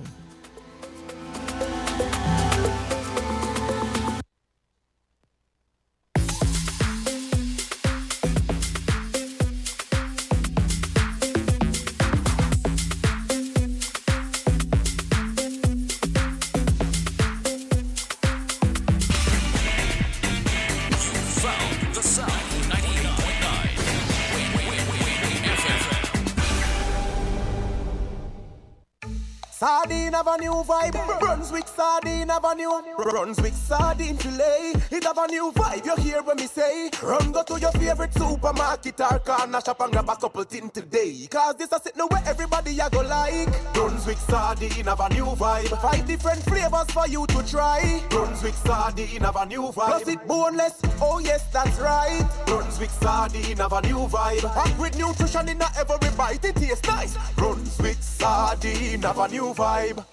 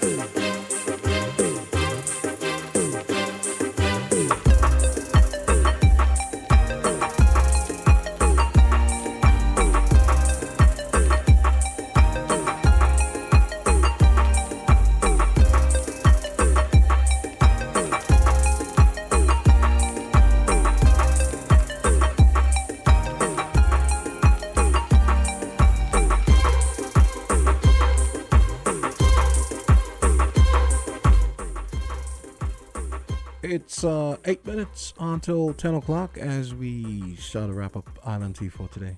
Okay? Yeah. Interesting discussion here on Island Tea. Just as soon as we wrapped up. Yes. So yesterday was Labor Day worldwide. Well, I shouldn't say worldwide. Quite a few countries celebrate it later than we do. But, you know, on the whole French theme, there were a lot of protests yesterday in France, in Yeah. Paris. Again, the whole pension age being changed from 62 to 64. and persons are still not happy. So there were a lot of policemen, and they had their riot gear on, and persons were throwing things at them. So that's what they spent their Labor Day doing, protesting for workers' rights. Yeah. Interesting take on the day. Yeah, and I see an article here that says Labor Day protest strikes take over France, Italy, and the Netherlands. Workers and labor unions protest against government policies in France, Italy, and the Netherlands. And it says here, Labor Day protests and strikes have taken over France, Italy, and the Netherlands, with workers and labor unions demanding better government policy to safeguard their rights and meet their wage demands. So you I see, didn't know that it had, transcended to. yeah, and they're talking about to safeguard their rights, demanding better government policies to safeguard their rights and to meet their wage demands. And you see how it is that they are celebrating their Labor Day for better policies of the government, not the political arm of the government. They are spewing rhetoric about hush your mouth, be silenced during this time. And I'm like, no, guys, let us take an approach where it is that the unions are leading the way. And the unions are becoming the voice of the people. Well, you see, that's what they did in those islands, or those countries, I should say. They decided that, look, it's our day. Let us tell them what our issues are.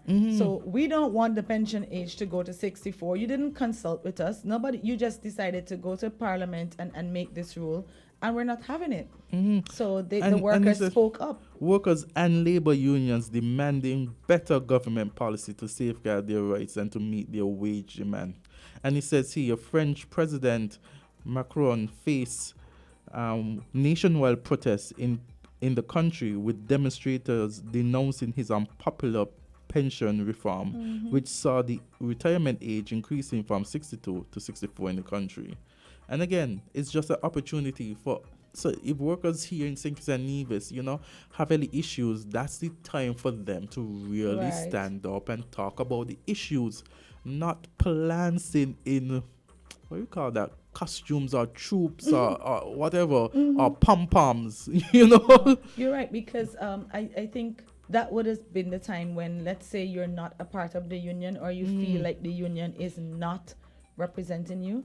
That would have been the perfect time to air your views, and the placards could have said what your grievance was. Because sometimes maybe you might feel like you can't approach a union because you think that, it's convoluted. But then what recourse do you have? Yes, our labor laws are good, and they're still being developed. I know there's talk about raising minimum wage and things of that nature. But what is your outlet if you are not happy? And I think there's much that could be done with our labor laws. I mean, most of the interpretation leads into common law. I think that just like Antigua and Barbuda, they have codified their labor laws, so you don't have to look at the common law for the practice or interpretation. Even though, they have the labor laws and they've made it very clear. I remember when I worked at the ANC Port Authority as legal counsel, and there were a lot of employment issues. And I one time contacted a counterpart in Antigua and Barbuda, and the individual was like, fellow counsel was like, well, we don't have to deal with those issues in the sense that the code, the laws are so clear that it tells you exactly what you are expecting. And so this is the kind of discussion I think we should have, and this is the kind of focus I think government and the Attorney General's chambers should have towards really developing our Protection from Employment Act, because we recognize that act is pretty much all. It is okay, I think, but it leaves a lot of room for improvement. And I think we need to be serious about the issues out there. We need to be serious about workers' rights. We need to be serious about what environment workers are going to work in. We know that, within government, a lot of times persons are complaining about the infrastructure at the government building. Persons are complaining about mold. We see that the courthouse, there was quite a bit of mold right now, where the courthouse, the Sir Lee Llewellyn building, judicial complex is closed down. Why? Because of mold. You understand? And so we have realized that that is not a situation that is just within that building, but different buildings within the government. And so these are issues that we must address. These are issues and concerns that must be brought by workers, must be brought by individuals. And these are the kind of serious issues that we must bring to the government as workers. Not, again, you're jumping up in the streets, you have cheerleaders, you have pom-pom girls, and you have people in Juve troop outfits. No, Wait, it needs to be more Juve serious. troop outfits? What did I miss? You miss a lot. I'm surprised you guys didn't touch on it earlier, but yesterday when I went down to the ferry terminal and I saw this girl dressed in this very bat suit adjacent thing, red, but it was like skin colored. The bottom part was like skin colored, yeah, and it's stockings, okay, and then this red thing. I had sent it in the chat, I think. Yeah. So the one I saw was the one that's to the left of Labor Day. So wait, was that part of the procession that somebody organized? That was one of like the, yeah. Apparently, Collision Band was selling those. I don't know how. I don't know. However, so they had a separate celebration, or these persons were part of the. They were part of the Labor Day match. Apparently, so the march was lit. Yeah, that was supposedly organized too by the trade union. Oh. Yeah, well, they said that they assisted, didn't they, when they were here on Friday? But remember, they said they were going to have the speeches. Did the union, so what I was expecting to see was like, different sections with maybe like a banner. So was there a section with the Sinkis Nevis Trade and Union and they had like a banner while the procession was going on? I didn't see it, but I mean, the thing that I wanted to point out was that, I mean, it's a day for workers. I'm just wondering why the need for workers, why does everything have to be turned into a jam? Yeah, and an excuse for women to dress skimpily. And then you see the pom-pom girls. The pom-pom girls weren't even adult age.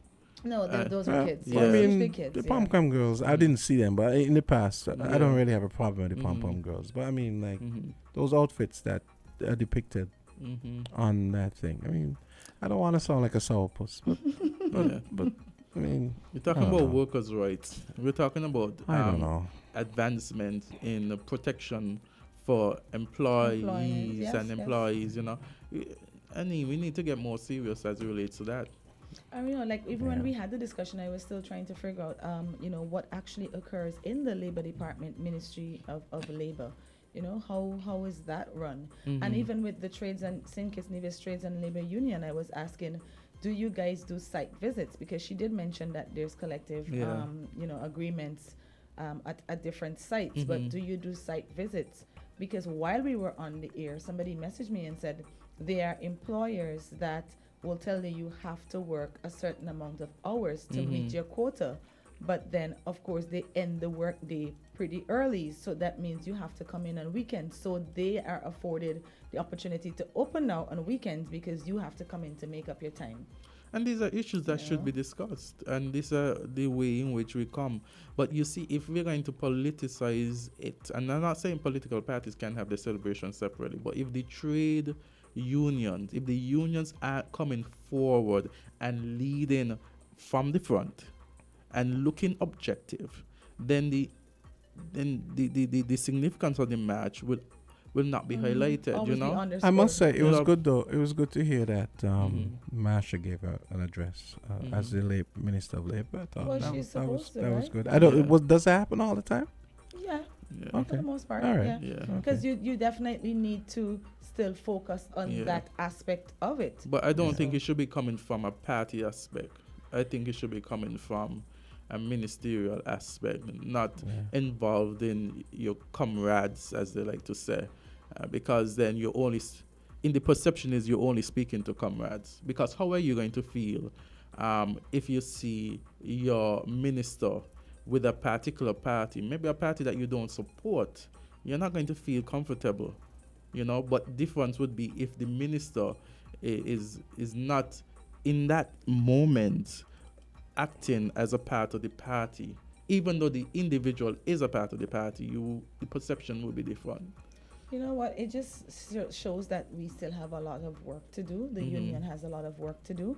And hopefully they are open to taking advice, criticism, feedback, all of that good stuff. And that was the whole reason for us having that show on Friday, to let persons know that the union is still there, it still exists.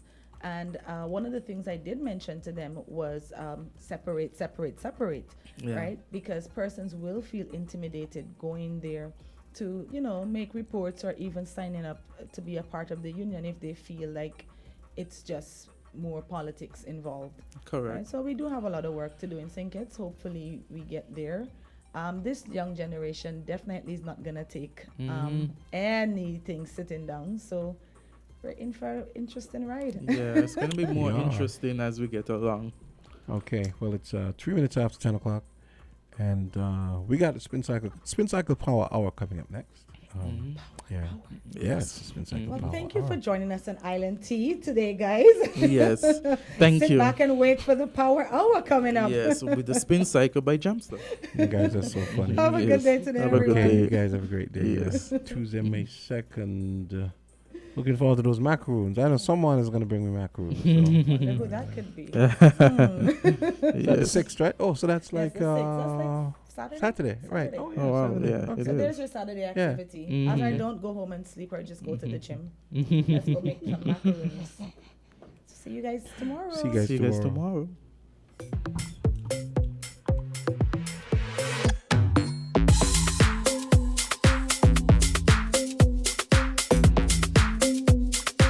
WINN is 98.9. 98.9